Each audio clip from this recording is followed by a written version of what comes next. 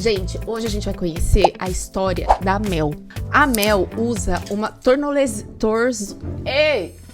tornozeleira eletrônica e ela vai contar pra gente a história dela, o que aconteceu. Ela chamou bastante atenção no TikTok, né? Primeiro porque, infelizmente, a gente tem aí essa coisa de ela é branca, é loirinha, então sim, chama mais atenção, né? Mas ela é uma menina, assim, pelo que eu pude ver dos vídeos dela, uma menina que errou, né? Não nega que errou, mas mostra pras pessoas que o que não se deve fazer. Enfim, ela conta a história dela e agora a gente vai começar a assistir aqui os vídeos pra gente entender melhor o que aconteceu com a Mel. A primeira coisa que eu acho que todo mundo tá querendo saber, né, é por que ela foi presa. Bora lá, Mel. Gente, abreviando pra vocês aqui de o porquê que eu fui presa.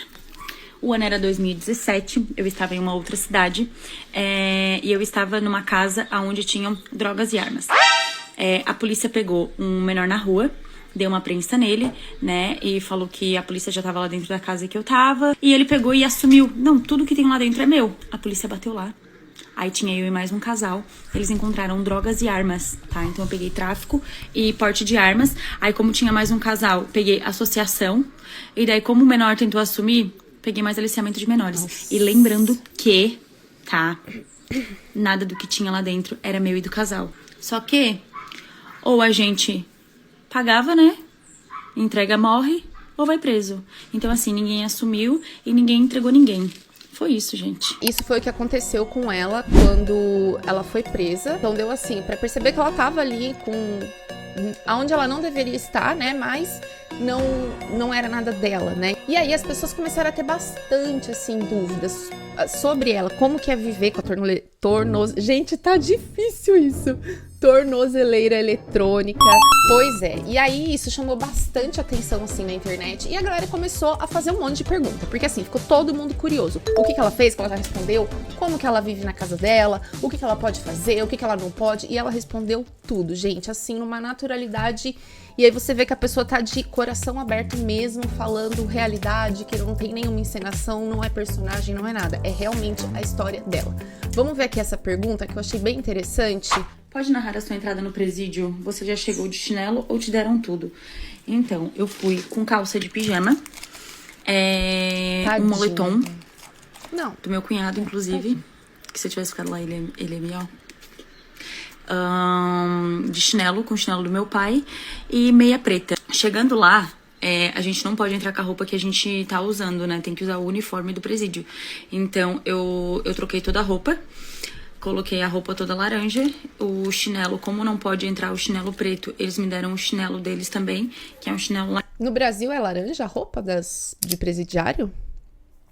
Eu achei que fosse nos Estados Unidos, assim. Oi, filha. Dá um oi aqui, olha. Laranja.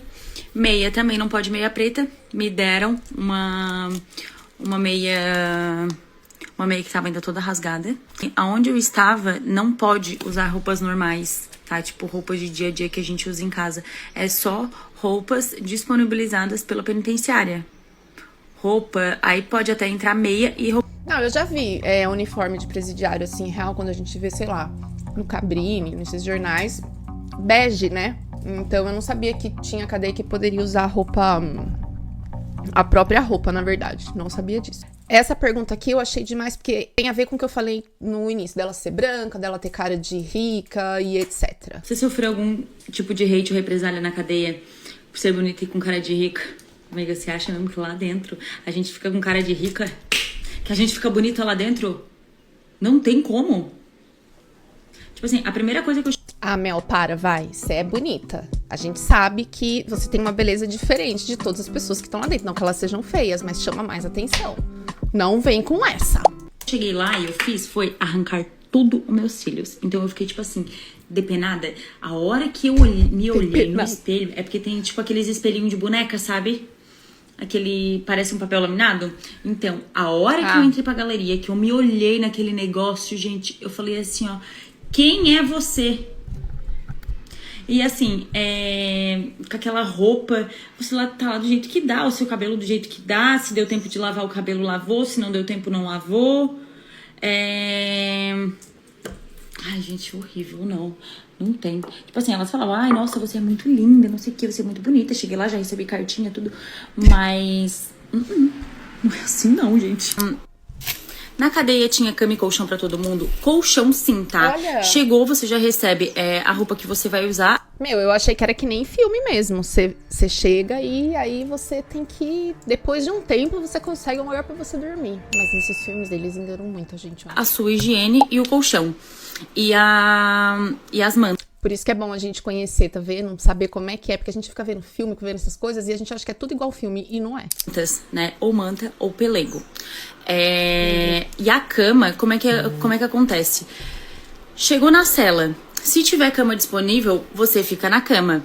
É bem difícil de ter cama disponível, tá? Mas pode acontecer. Da segunda vez que eu caí, eu já peguei direto uma cama.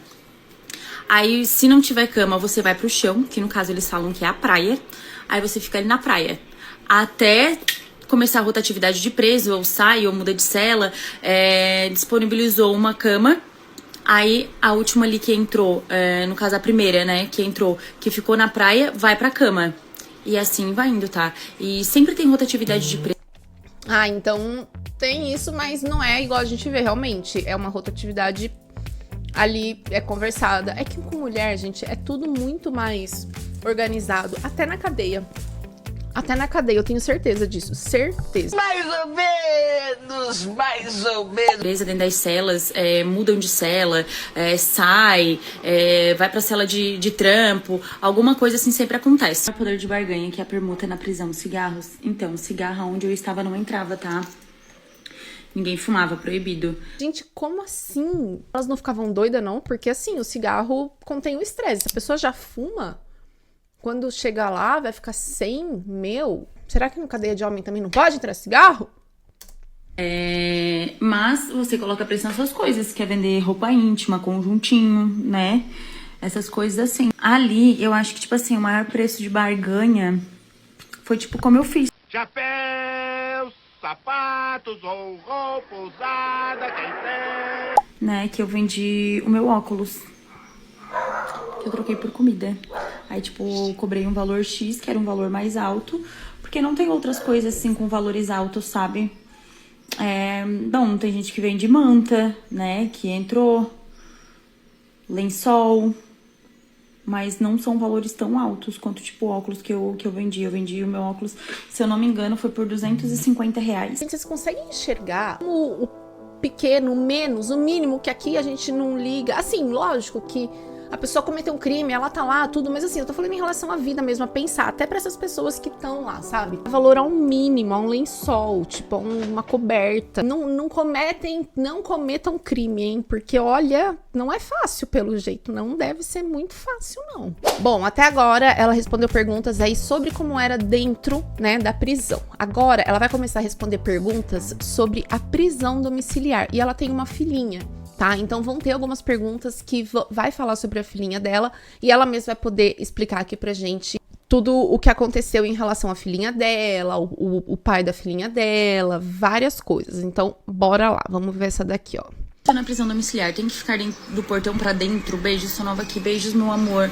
Então, eu posso sair 50 metros, tá? Tá fora da minha casa, um raio de 50 metros. Fora isso, só dentro de casa. E com autorização Melhor, né, gente, do que lá na cadeia. Tá bom. judicial, né? Tipo, eu sou autorizada a levar e buscar minha filha na escola. Daí tem horário e rota também.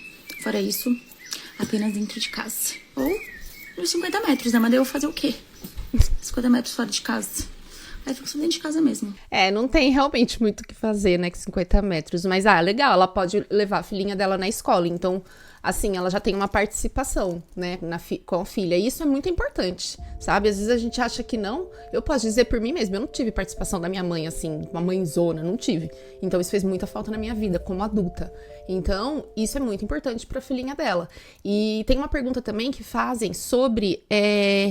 o que a filhinha dela, como que ela explica sobre isso pra filhinha dela, né? E é a pergunta que a gente vai ver agora. Sua filha entende sobre a tornozeleira? Pergunta, o que você explicou a ela? Então, gente, no dia que a assistente social tava pra vir aqui em casa, o primeiro passo pra domiciliar é a assistente social.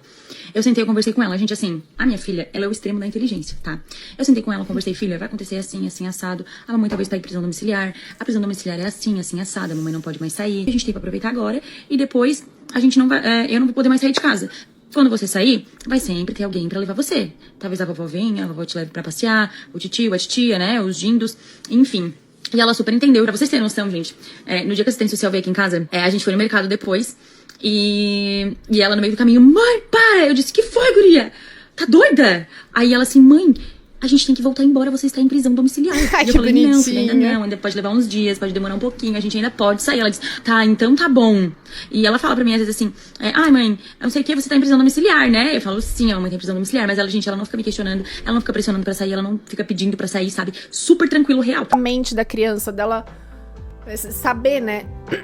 Obviamente a mãe explicou, mas a preocupação dela com a mãe, né? Você não tá em prisão domiciliar, mãe, vamos voltar, sabe? Muito fofo. Gente, é a realidade da vida dela, né? Ela errou e isso traz consequências. E ela tem que... Ela faz isso, dá pra ver, né? Acompanha ela no TikTok, ela fala bastante sobre isso. Lógico, eu não posso colocar todas as perguntas aqui, porque senão são muitas perguntas. Mas é aquela pessoa que errou e hoje tá, assim, realmente correndo pelo certo, entendeu? E dando a melhor educação que pode pra filha, melhor exemplo. E é isso, e quer exemplo melhor do que esse? Errou e mostrar como se acerta? Eu acredito que não tenha, assim, sabe? Eu acho que exemplo melhor do que na prática é difícil. Lógico que a gente não quer que aconteça, né? Mas se aconteceu, vamos usar então realmente pra... Vamos não, né? Ela usa realmente pra uma coisa boa, que é mostrar a realidade, né? Do mundo pra filha dela, mostrar ela como exemplo e como deve fazer se errar um dia na vida, enfim. Eu achei ela sensacional como mãe também. Essa pergunta é bem interessante. Vi que você foi presa em 2017, mas já tem uma filha de 4 anos. Você engravidou na cadeia? Não, gente. Eu vou explicar aqui de novo, porque tem muita gente nova. Então eu sei que eu vou ter que estar sempre explicando novamente, sabe? O que acontece? Tudo aconteceu em 2017. Tá.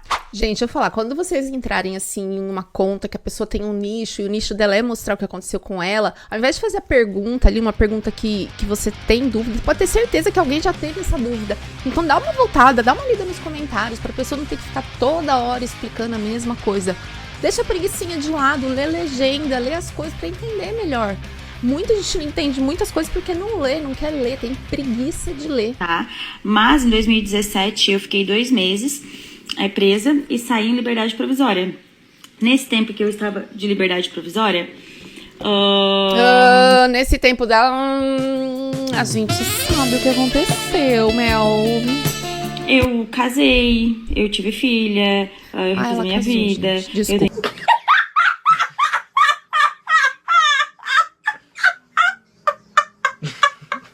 Tenho as minhas coisas. E daí esse ano que foi reaberto o caso. Tá? Aí esse ano foi reaberto o caso. Aí eu fui pro presídio novamente, porque o juiz da minha cidade tinha negado a minha prisão domiciliar. Aí fiquei presa mais 17 dias. E nesses 17 dias o meu advogado conseguiu habeas corpus pra prisão domiciliar. Tá? Mas eu fiquei 7 anos em liberdade provisória, gente.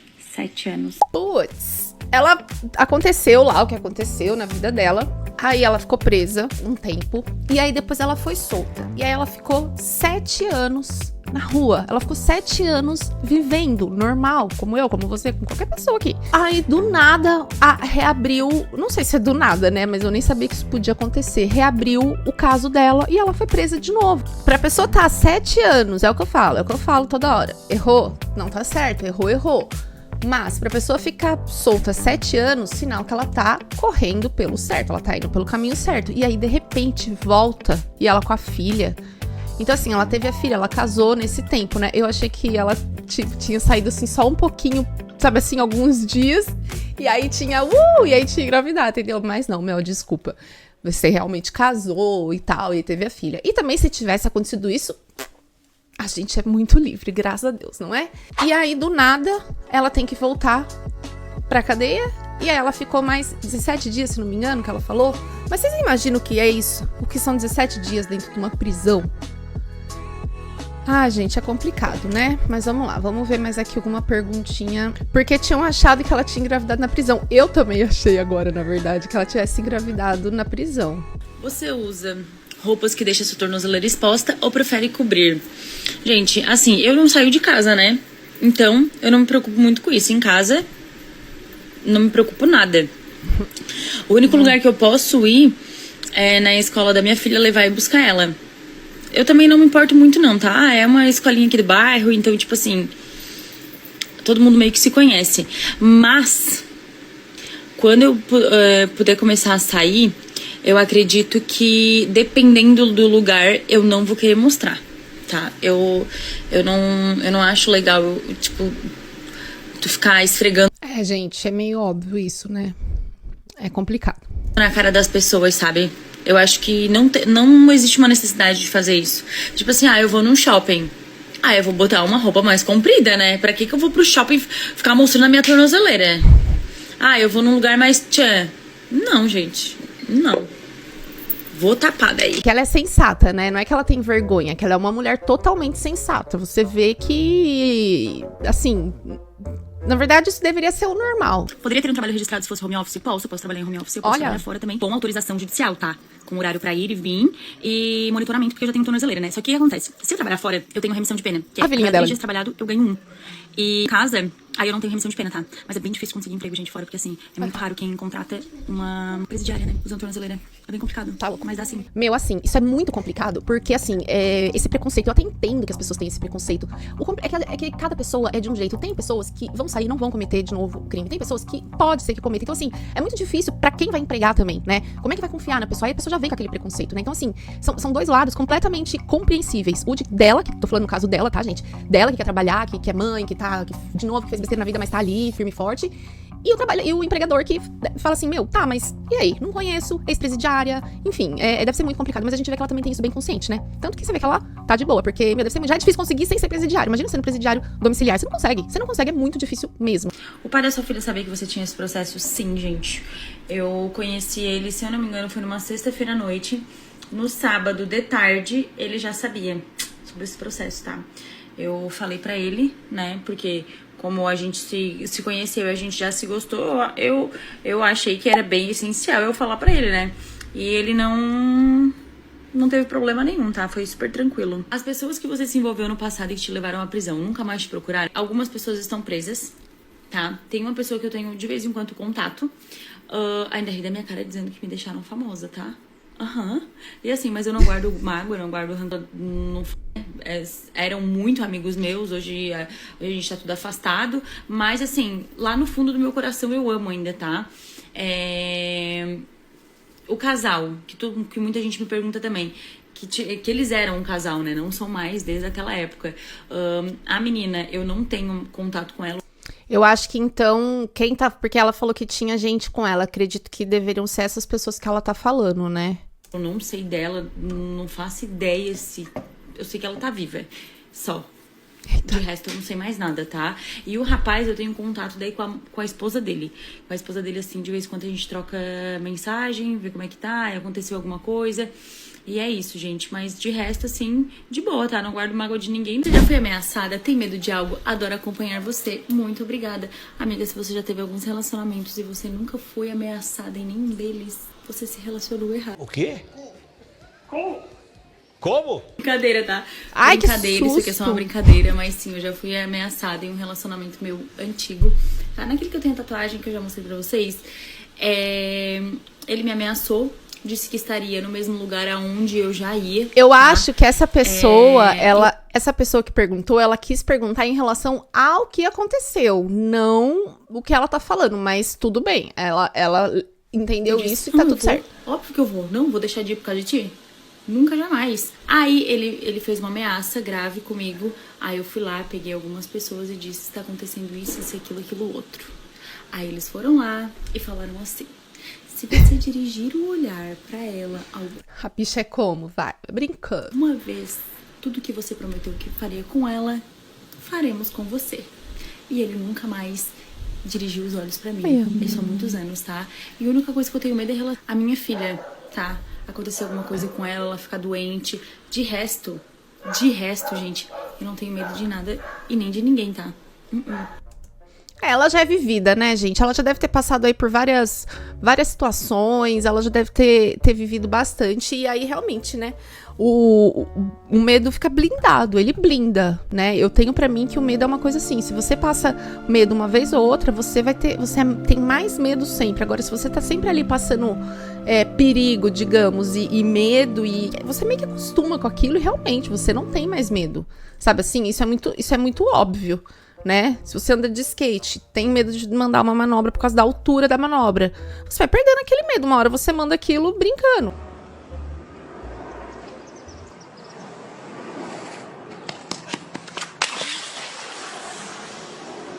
Né? E eu acho que, não sou psicóloga, né? Mas eu acho que, no caso dela, sim. Eu acho que você vai perdendo realmente o medo das situações que você tá vivendo ali.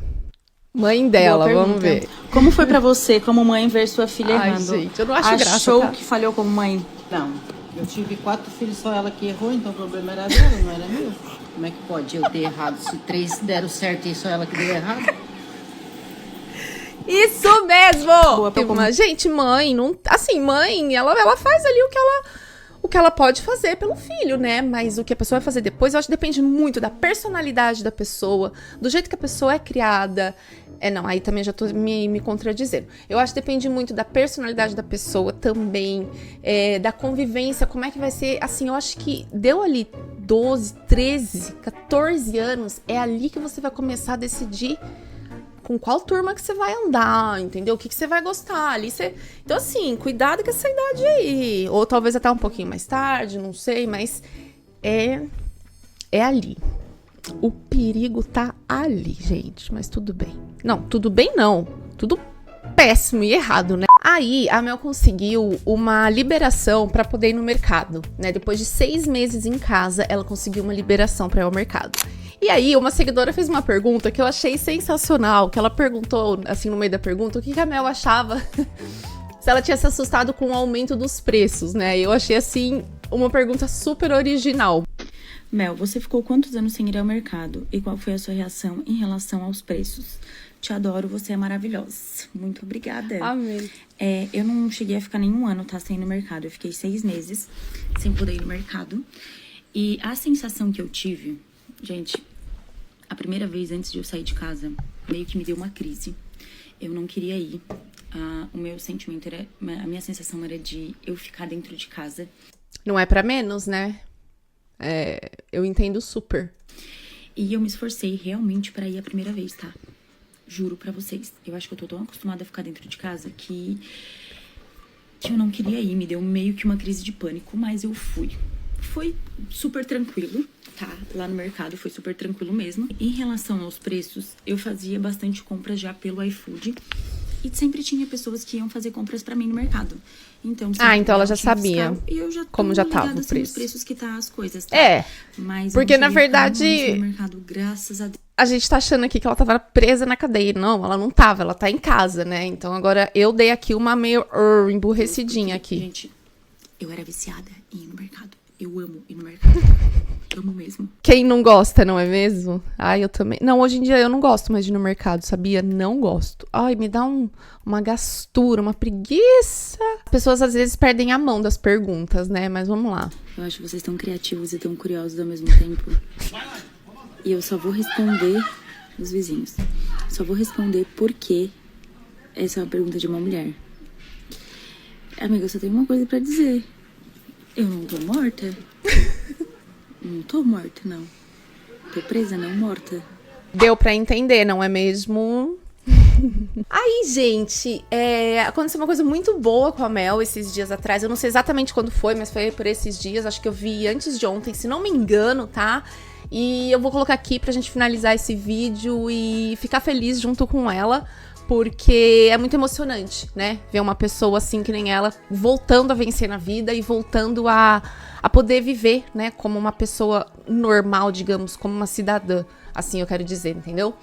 E é isso, gente. Vamos ver esse vídeo e aí a gente já finaliza o nosso vídeo de hoje. Gente, eu preciso compartilhar uma coisa com vocês. Tive até que botar um filtro porque eu tava chorando, tá? Vocês lembram que eu sempre falei pra vocês que a minha prisão é de 4 anos no fechado. Já tá e chorando. depois 3 anos de semiaberto. E meu advogado me ligou, me dando a notícia que dia 17 de março do ano que vem eu já entro em semiaberto. Como faz diferença o advogado que realmente se preocupa com o bem-estar do seu cliente, sabe? Isso faz toda a diferença.